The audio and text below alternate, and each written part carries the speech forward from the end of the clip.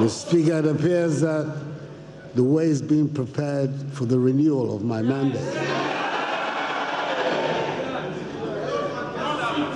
In accordance with the call and convention, it is good to see that First Lady Rebecca Akufo-Addo, Vice President Mahamadou Bawumia, the Second Lady Samira Bawumia, new Chief Justice Enini Yeboah, and Justices of the Supreme Court, Chairperson Nana Uto-Sribo II, and members of the Council of State, Chief of Defense Staff, Lieutenant General O.B. Akwa, the new Inspector General of Police, Mr. James Opombuenu, and service chiefs are all present. Mr. Speaker, the House is also duly honored by the welcome attendance of the former Presidents of the Republic, Their Excellencies Jerry John Rawlings and John Agyekum Kufuor, and former First Lady Her Excellency Nana Konadu Agyeman Rawlings, and the Dean and members of the Diplomatic Corps. Mr. Speaker, the House is aware that since my last appearance, we have a new Chief Justice in the person of Justice Enini Yeboah, who has succeeded Justice Sophia Abenaboafo Akufo. His appointment has been met with broad acceptance within the legal profession and the general population, testimony to his reputation for integrity and excellence in the conduct of his judicial duties. I wish him Godspeed in the discharge of the functions of his great office, and wish Justice Sophia Akufo a well-deserved retirement after 24 years in high judicial office. But knowing her, I'm sure we shall hear of her again in public service of some sort. The House is equally aware that we have a new Inspector General of Police, Mr. James Opombuenu, an experienced police officer of 31 years of service, who commands the respect of his fellow officers and the men and women of the police force and the public at large. I'm confident that, as he's already demonstrating, he will be in the front line of an impartial, politically colorblind administration and enforcement of the laws of the country, especially in this sensitive election year. I wish him a successful tenure of office and wish his predecessor, Mr. David Asante Apietu, well in his retirement. Mr. Speaker, some events in life leave an afterglow. Members will have to excuse me, I have a bad cold.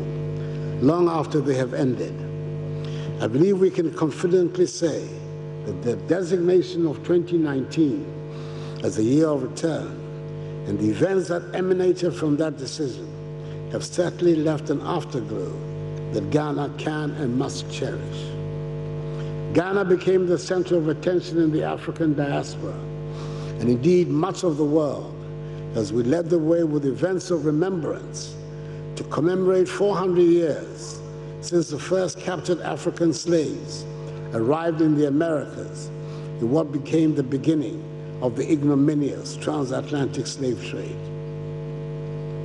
The event being commemorated left deep scars and remains a source of unimaginable grief for all peoples of African descent. But it provided a great opportunity for us to demonstrate our triumph over adversity. Throughout the year, and culminating in the glorious cacophony of celebrations, Ghana was the center of attention in much of the world. We played host to people from all over the world, young and old, men and women, black and white, joined in spectacular celebration, a joyous rediscovery of our common identity and humanity, exploring what we can do together through political, cultural, and economic engagement to make our future brighter and better, one our future descendants will be proud of. To speak, it is a matter of great pride to me that all Ghanaians embrace the year of return and help to project such a positive and endearing image of our country.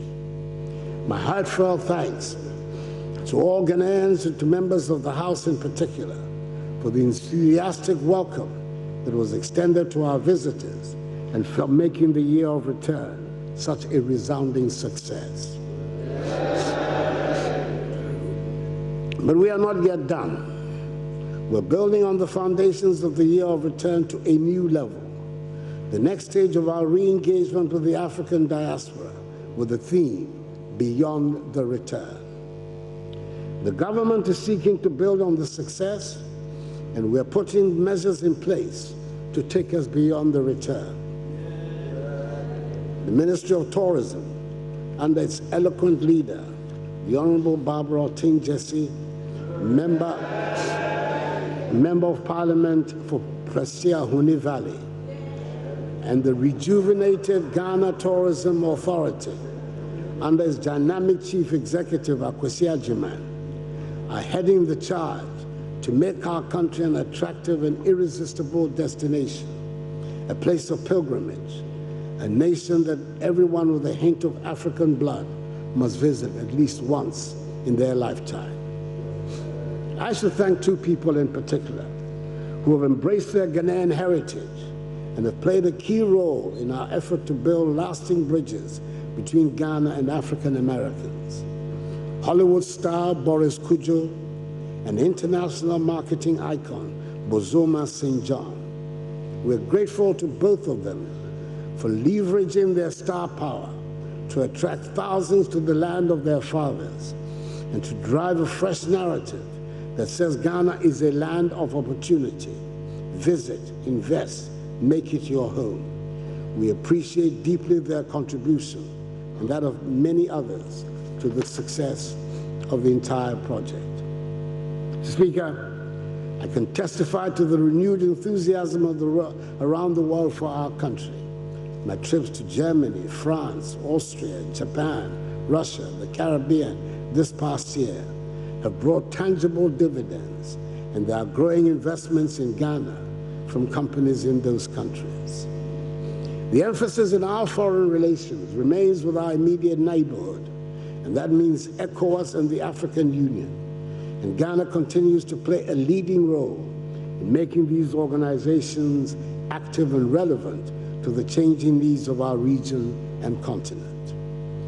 I cannot ignore the difficulties that currently exist in ECOWAS, especially with Nigeria, our age-old friend and largest member nation, closing its land borders for the past 5 months, and the instability and terrorist activity that is sadly blighting the lives of thousands in some parts of Nigeria and shedding innocent blood in the Sahel and in our neighbors to the north of our country. We're playing a positive role in the efforts being made within ECOWAS to bring this boundary impasse to an end, which will hopefully be sooner than later.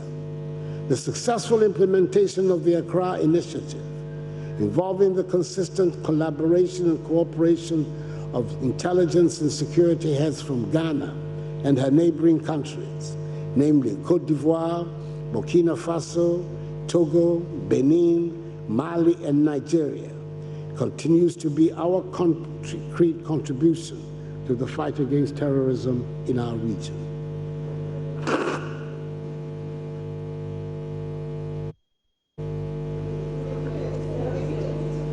Through joint security operations, such as Kwandungu and the ongoing Operation Conquered Fist, we continue to reinforce the security of our northwestern, northern, and northeastern borders to guard against any infiltrations into the country.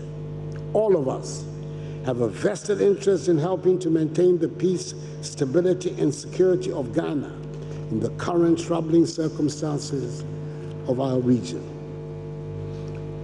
Mr. Speaker, we never lose sight of the fact that there are many Ghanaian communities in all parts of the world, and our missions abroad have been charged anew to be alive to their needs. I'm happy to report that Ghanaians in the diaspora are very much involved in whatever happens in their home country. Wherever I go, I meet with them, and they're often very well informed and insistent on accountability from government officials. Let us never forget that the remittances from Ghanaians abroad constitute a healthy part of our economy, and I always encourage them to bring their acquired skills to invigorate the political and economic landscape.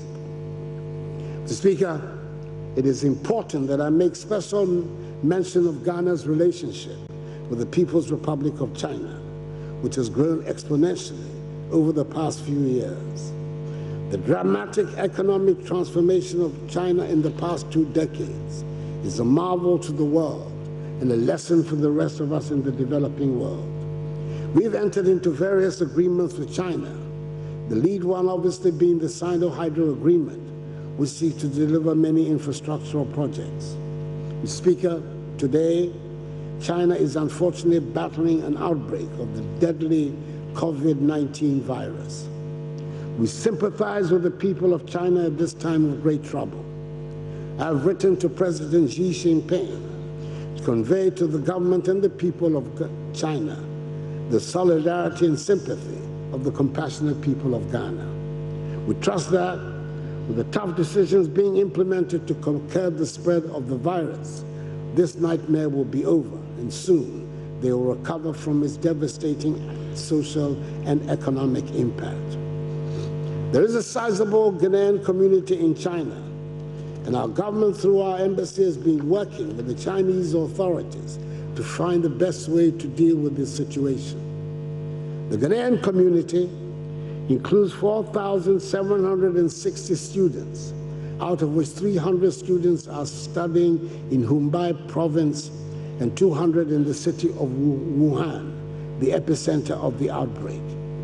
We have a delicate situation on our hands, Mr. Speaker, and it does not benefit anybody to try to score points by introducing ill-judged politics into this ongoing medical conundrum and humanitarian tragedy.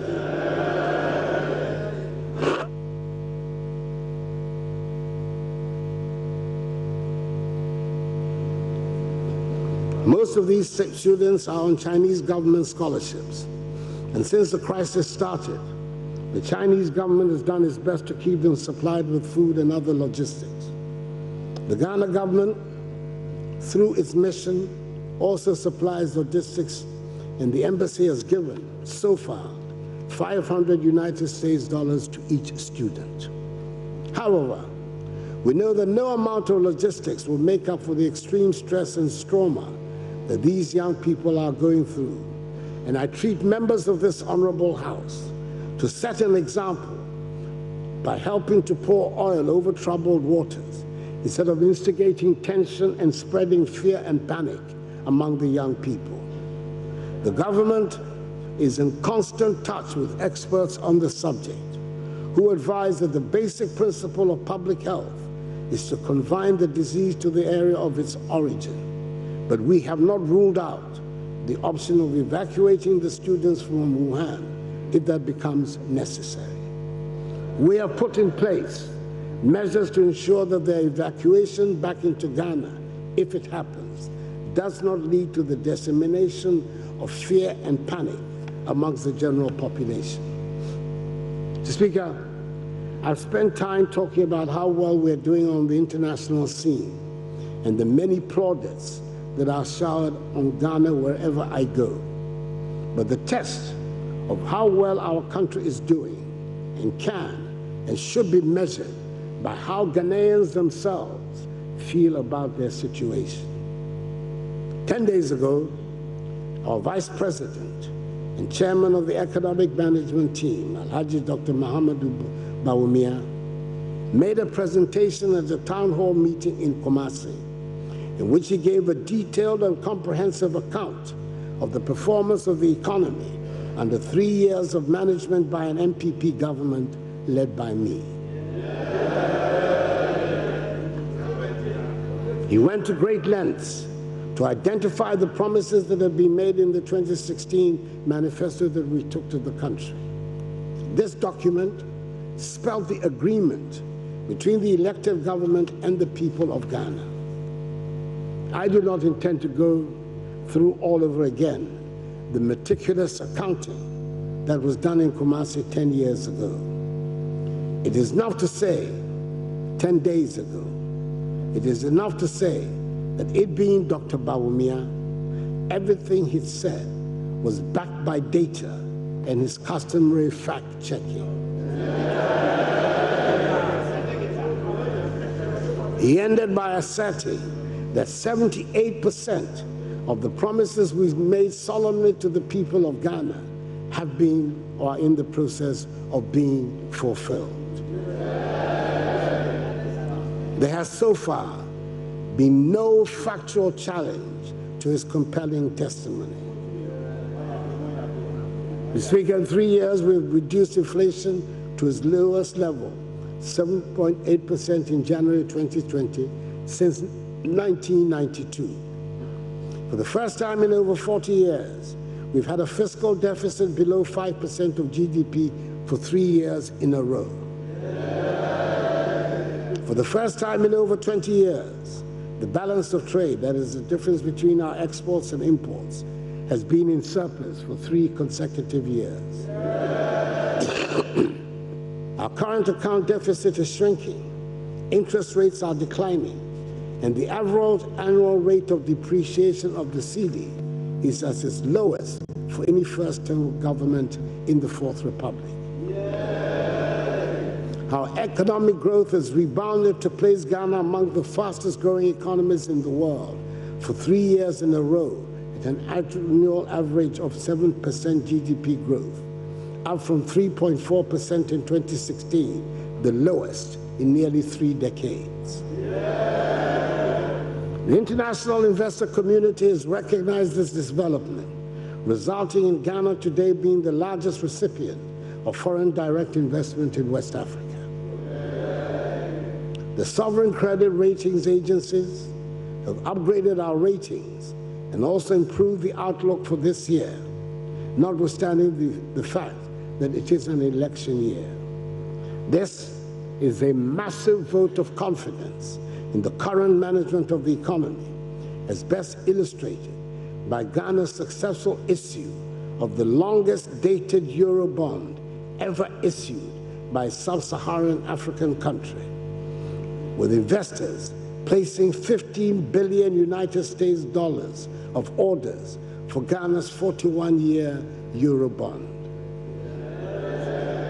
The 7-year bond attracted the lowest coupon rates ever for Ghana at 6.375%, compared with the 9.25% Ghana had to pay for a similar Eurobond issue in 2016. No wonder Bloomberg, the reputable global financial media house, earlier this week highlighted Ghana as the top candidate for an economic leap in Africa. This expression of confidence is important because it will lead to enhanced investments in our economy and the accompanying greater numbers of jobs. Mr. Speaker, we inherited a collapsing financial sector that has led to failing banks and considerable agony to many people. The government is having to conjure 13 billion cedis to pay the 4.6 million affected customers of the banks. This is money that we can ill afford, and which would have gone to fund the many things that our communities are crying for. Properly utilized, 13 billion Ghana cedis would work wonders with our perennial infrastructure deficit. But we did think long and hard about paying all the customers of the failed banks, and we believe we made the right decision. I would like to repeat that all depositors of the savings and loans and microfinance institutions, including DKM, which collapsed in 2015, will receive 100% of their deposits too once the validation exercise is concluded. And I'm informed that the receiver of the savings and loans and microfinance institutions will begin on Monday, the 24th of February, making payments to their customers. These monies, totaling 5 billion cedis, being in addition to 13 billion cedis being paid to the customers of the failed banks. We hope that lessons have been learned and this will serve as a healthy caution to those who are offered unrealistic interest rates on deposits. I do not think it will be possible to repeat this grand pay-up in another lifetime. I want to assure Ghanaians that we're going to hold those who have been responsible for these failures of financial institutions, the supervisors and management of these institutions, accountable. A process which has already started. We expect that those whose job it is to supervise the banks and other financial institutions will do their jobs honestly and competently. I'm very encouraged by the many corporate governance measures that have already been put in place by the Bank of Ghana under the strong leadership of Governor Ernest Addison to mitigate such bank failures in the future. Thanks to the banking sector cleanup, today I'm happy to say that Ghana's weak banking sector that we inherited is now well capitalized, better managed, sound and liquid, and the banks are now increasing their lending to the private sector to help propel the transformation of the economy beyond aid. Just a year ago, I started my speech here in Parliament with a reference to the happy events in Gabon and my presence at the inskinment of the new Yana Mahama Abukari II. I'm glad to report that about a month ago, the now firmly in place Yana paid a historic visit to Jubilee House. I do not think Jubilee House has ever witnessed such scenes. It would be fair to say that the Yanas and his entourage certainly shook up the place, and nobody would have forgotten that dramatic, colorful visit in a hurry. Gabon is gradually regaining her self-confidence, and I hope the House will join me in wishing that ancient kingdom the goodwill, patience, and tolerance her elder sons and daughters need to continue the healing process and grow from strength to strength. Mr. Speaker, the peace that currently prevails in Gabon is required for progress and development throughout the country. We've spent a lot of money to ensure that the security agencies that are charged with maintaining law and order and keeping us safe are well-resourced to enable them perform their duties. Police numbers have been increased and will be increased further until we meet the recommended ratio. The police have been provided with more vehicles and equipment than they've ever had, including over 600 vehicles and 3 incoming helicopters. There are now more opportunities for police officers to undergo training on the job to make them better prepared for work in our communities and keep us safe. We're building upon and improving the capacity of the cybercrime unit to confront and neutralize the criminal and dark underbelly of modern technology and the cyber world. The government will continue to work with the management of the police service to ensure that there's proper and adequate training in modern policing methods and the equipping of the service to enable them deal with crime. Mr. Speaker, government is committed to improving the conditions of service of all security personnel, including the police. But nevertheless, I think it is my duty also to point out that public perception of the police continues not to be the best, and they must make a comprehensive effort to earn the confidence of the public. We cannot run a country of law and order without a well-trained and accomplished police service that has the respect and confidence of the people. I acknowledge the work they do, but I urge them to work harder on their reputation. Mr. Speaker, I'm happy to report that the equipment and rehabilitation effort is not only in the police service, but also in all the other services as well. I must make mention of the fire service and the prison service, where the numbers have been increased with fresh recruitment. There are positive things happening in the prison service, with opportunities being made available for inmates to acquire skills. I note in particular with a lot of satisfaction that this past year, 376 prison inmates passed various exams in the National Vocational and Technical Institutes, junior high schools, and senior high schools. Mr. Speaker, the Ghana Armed Forces continue to perform creditably in discharging their duty of defending the territorial integrity of the country. The government has retooled and equipped them to keep them in the desired state of readiness. When the government amended LI 1332, which extended the run-out date from 25 years to 30 years for the other ranks, it led to the creation of new ranks within the structures of the armed forces and to a subsequent rationalization of wages and salaries for all ranks within the armed forces. Government is tackling the long-standing housing problem that has faced our armed forces. Over 500 million cedis is being invested in housing projects of varying sizes for the men and women of the armed forces and in refurbishing the military academy and training schools in Teshi. Our soldiers have been active along the northern borders to protect our country and its people since the eruption of terrorist activities in Burkina Faso.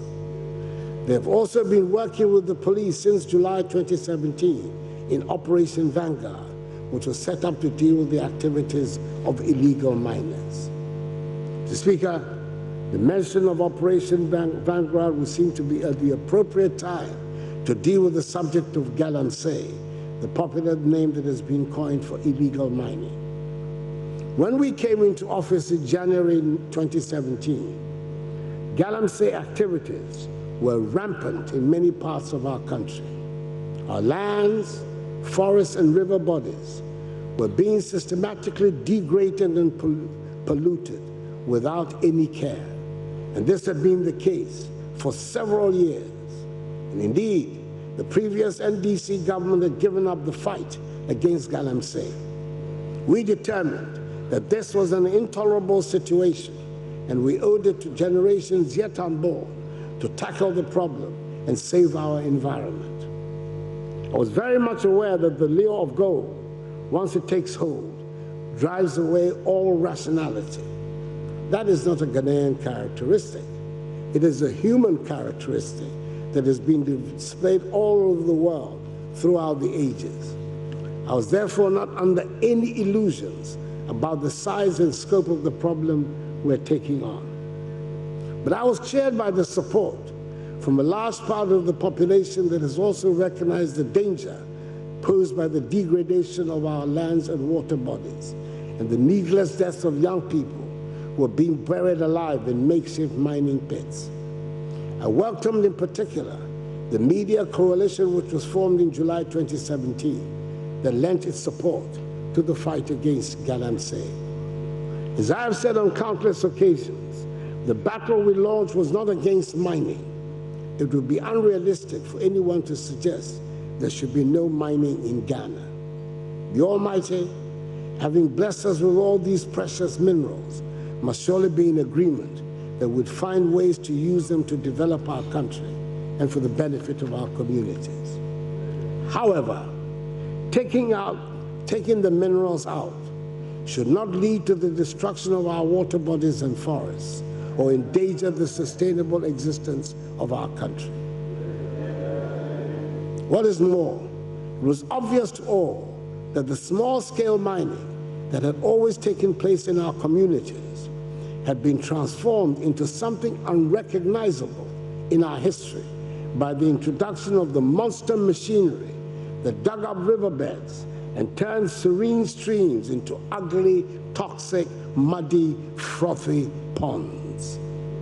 It was no longer small-scale mining, and it was certainly no longer local community mining when we saw the influx of foreigners into the most rural, isolated, and densest of forests. It was no longer local community mining when rivers, hitherto considered as sacred, were being abused and polluted. We started with the banning of all small-scale mining, and after about a year of the campaign, we made some progress as some rivers showed signs of coming back to life. The University of Mines and Technology at Takwa took on the role of training local people in sustainable mining. And by the time the ban on small-scale mining was lifted last year, almost 4,000 had received the training. The Honorable House also did its part by amending the Mining Act to raise the penalties for illegal mining and prohibiting foreign nationals from participating in any way in small-scale mining. The nation is grateful for the intervention of Parliament. Mr. Speaker, the threat posed to the future of our country by Galamsey is grave, and we cannot shirk our responsibilities in dealing with it. I'm appealing to the media coalition not to be daunted by the difficulties in the fight against Galamsey. Government will not weaken its stance and welcomes the continuous support of the media coalition. The Interministerial Committee Against Illegal Mining has been working hard and has had some successes. Under the auspices of this committee, the Ministry of Local Government has formulated and is implementing the Alternative Livelihood Program in 35 severely affected Galamsey districts across the country. Last year, 500 youth, mainly engaged in illegal mining, were trained and graduated in vocational and technical skills from community development, vocational and technical institutions. They've been provided with startup tools and equipment. An additional 607 youth are currently undergoing similar training, 240 of whom are in the community development institutions, while 367 are attached to master craftsmen through apprenticeship at the community level. In forest reserves has declined. More than 4,000 miners have received training in sustainable mining. The number of individuals dying in collapsed mining tunnels and pits in the few unauthorized locations left has reduced by more than 90%. Operation Vanguard has been particularly effective in helping to restore the order which has permitted the reopening of the famous Obuasi mine of AngloGold Ashanti.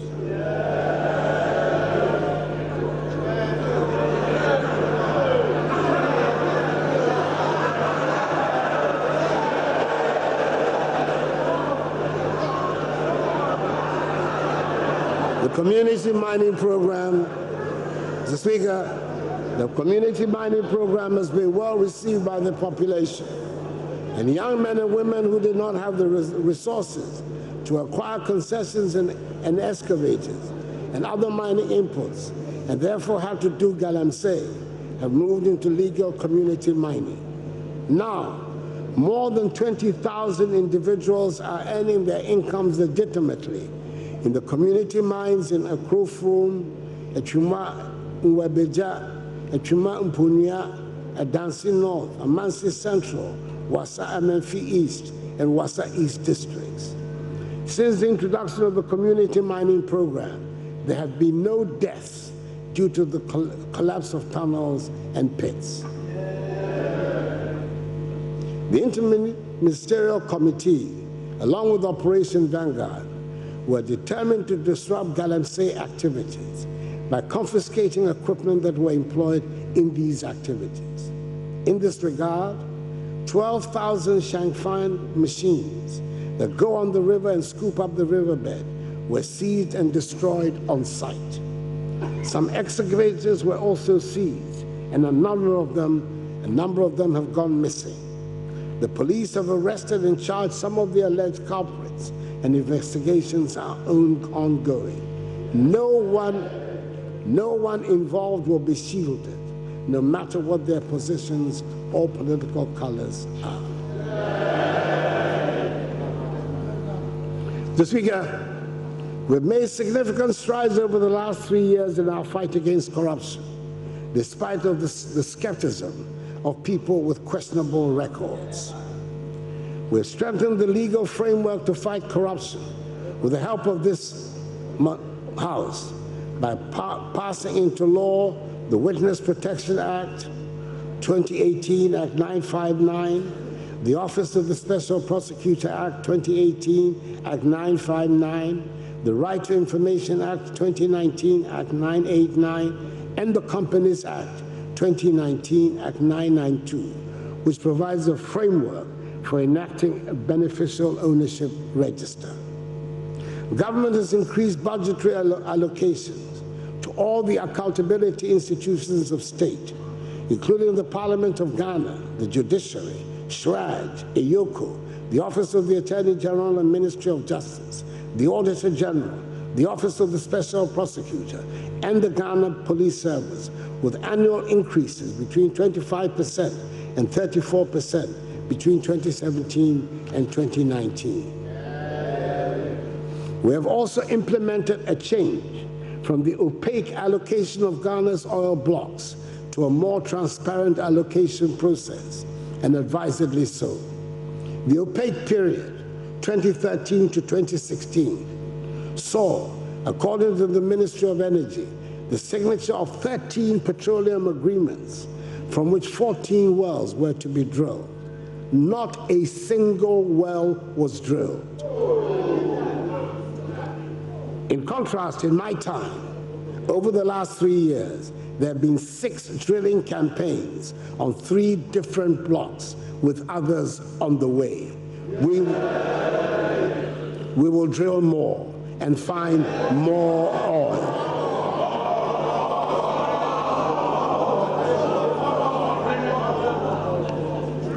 Some 40 or more high-profile personalities are currently before the courts on various corruption charges, and most are in the pipeline. I would like to repeat that if evidence of corruption is presented, no one will be spared, regardless of position or political affiliation. No one is above the law.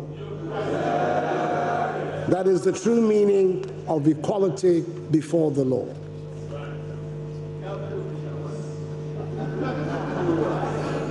Mr. Speaker, as part of our strategy to modernize the economy, deliver government services efficiently, and curb corruption, Ghana has, over the last 3 years, embarked on a major program of digitization of the economy with significant success. At the end of last week, 9.2 million people have been registered on the national ID card, the Ghana card. Before the end of this year, Ghana will have a fully working national ID system, which will be a game changer for our nation. Mr. Speaker, we're also providing infrastructure to many Zongo communities across the country through the Zongo Development Fund. Mr. Speaker, we're seeing an improvement in the quality of our nation's sanitation, even though we still have a lot more to do. According to the Northern Regional Environmental Health Unit, in the 3 northern regions, that is Savannah, Northeast, and Northern, the number of open defecation-free communities has increased. ODF has increased from 5% as of June 2016 to some 58% as of July 2019. The latest data from the Ministry of Sanitation and Water Resources shows that ODF communities in Ghana as a whole have increased from 410 in 2016 to over 5,000 communities. Now that is progress, and it did not just happen. It took hard work, commitment, and the provision of infrastructure. In fulfillment of our manifesto commitment of toilets for all, we have built 13,800 toilets, which is largely responsible for this development. Mr. Speaker, we have not stopped building toilets. We will build more.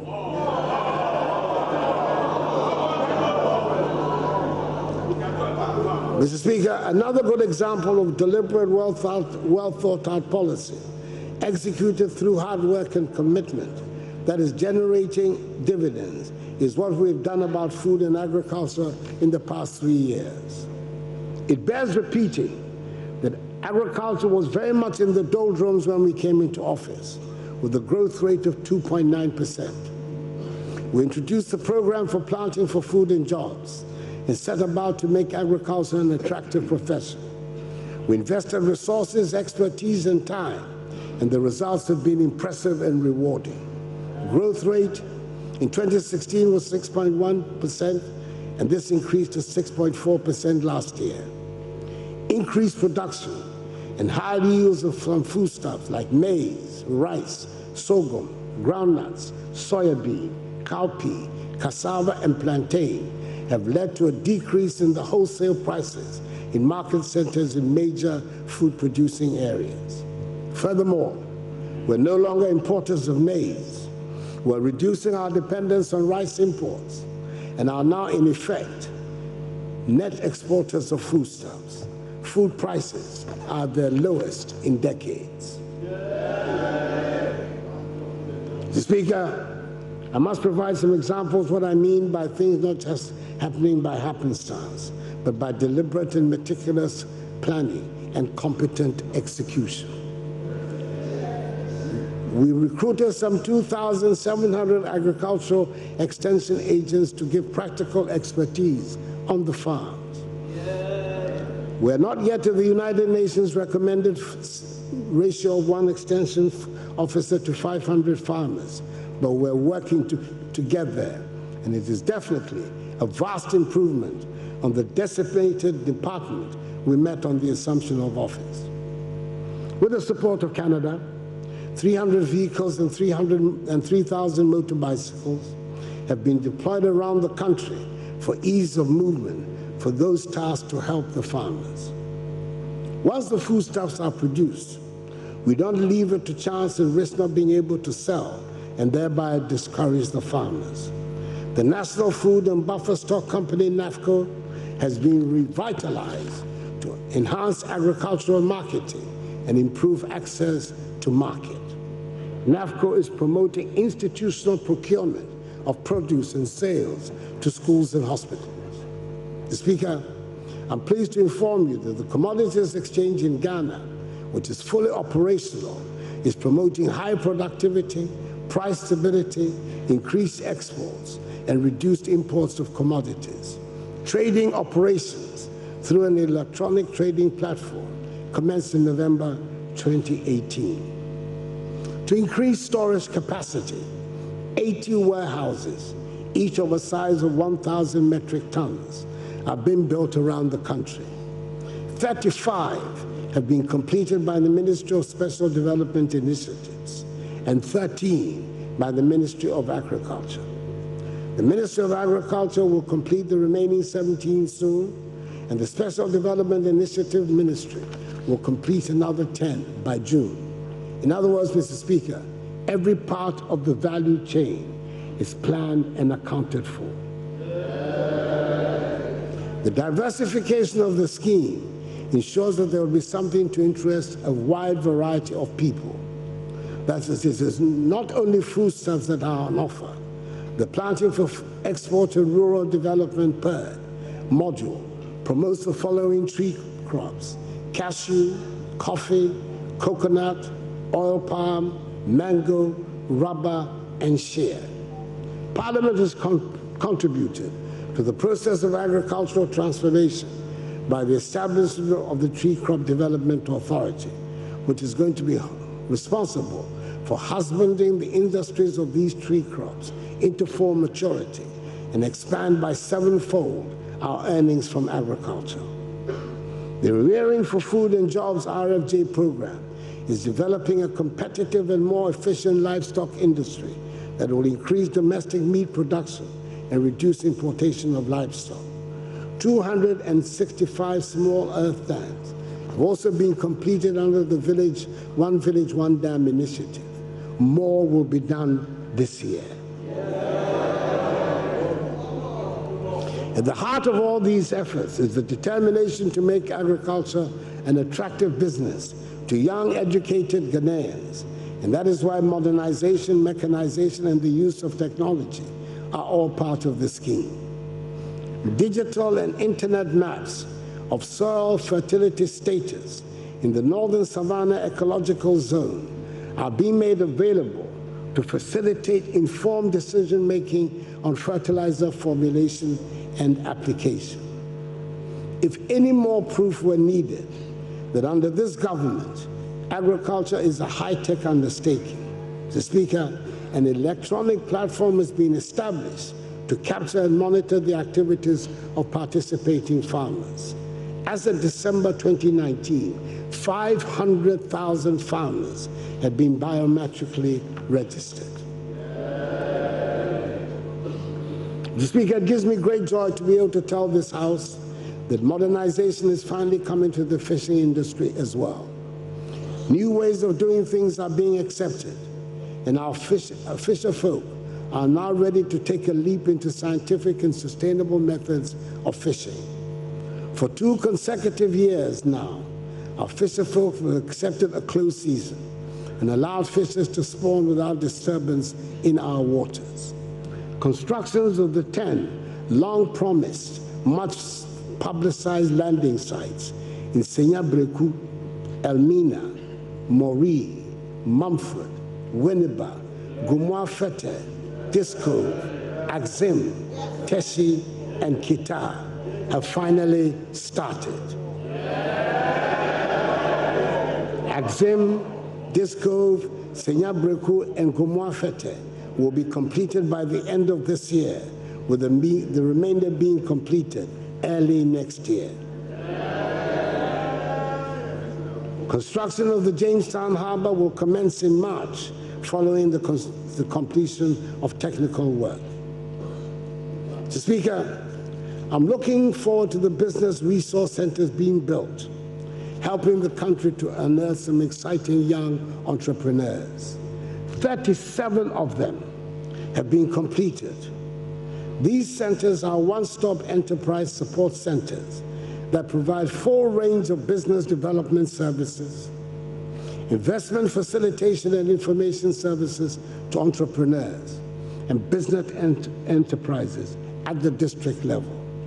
On Monday, I was very pleased to be at Kijibi in the Oti region to commission one of the 37 BRCs that have been completed around the country.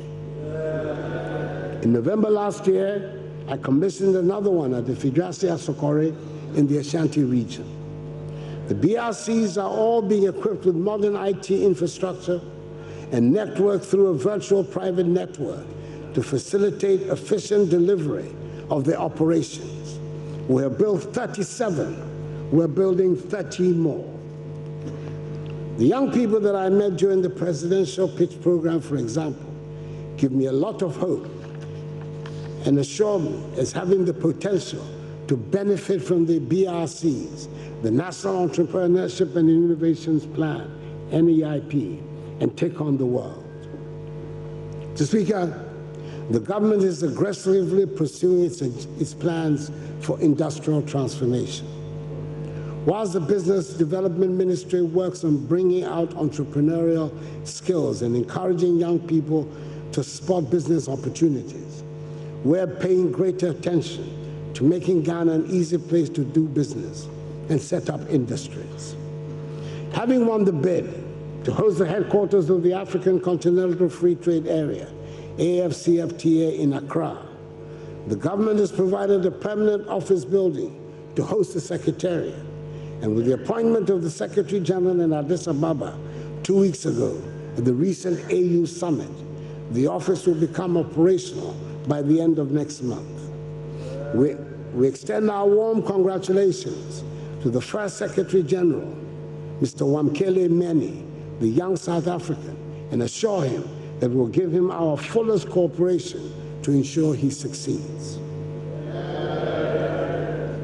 Speaker, we launched the Ghana Automotive Development Policy in August last year, and it has so far attracted investment and commercial interest from some very big players, including Toyota, Volkswagen, Nissan, Renault, Hyundai, Sinotruk, and Suzuki. VW is building its plant in the North Industrial Area in Accra and is due to start production by the end of April. Sinotruk has begun assembling its trucks. Toyota is scheduled to start the assembly of vehicles in Tema in the last quarter of this year. We have high hopes for this new industry, which has come to join our own Kantanka. Speaker, we are determined at long last to exploit our large bauxite, manganese, and iron ore deposits, which will enable us to establish an integrated bauxite and aluminum industry and an iron and steel industry. The Ghana Integrated Bauxite and Aluminum Development Corporation and the Ghana Integrated Iron and Steel Corporation have been established by law as the vehicles for this exploitation. The processes are underway for the selection this year of joint venture partners for the development of the full value chain of these two multi-billion-dollar industries, which will give a tremendous boost to Ghanaian industrialization. Mr. Speaker, all our best-laid plans for industrialization will come to naught unless we have a reliable and reasonably priced energy source. It probably says something about the progress we have made, that in discussing the state of our nation, it takes a while even to get into our power supply matters. It gives me great pleasure to be able to say that we have overcome the Dumsor menace. But unfortunately, I cannot say that we have resolved all our energy problems. It is still work in progress. Further, the 5 years of energy crisis led to the signing of what can only be described as usurious contracts that have landed our country with a huge financial burden. The take-or-pay contracts resulted in the country being saddled with expensive excess power and are having to pay nearly $1 billion United States dollars in 2018 and 2019 for power we did not need. We're working to find a way out to ensure reliable power supply at a cost that makes us competitive in the region. In the meantime, the industrialization flagship project, One District, One Factory, is progressing and beginning to show dividends. A total of 181 projects spread across 112 districts are currently at various stages of implementation under the program. 58 companies already in operation, 26 projects currently under construction, 58 AFDB small-scale projects ready for sword cutting in the early part of this year, and 26 pipeline projects are ready to commence implementation by the first quarter of this year. Exim Bank last month signed a $100 million United States dollar facility with Credit Suisse to help complete this year 20 of the export-related factories. It is envisaged that the ID1D1F initiative will generate a total of 228,886 direct and indirect jobs. Even though the latest Ghana Living Standard Survey has recorded a drop in unemployment from 11.9% in 2015 to 7.3% in 2019. We still need to do more to create more jobs with urgency.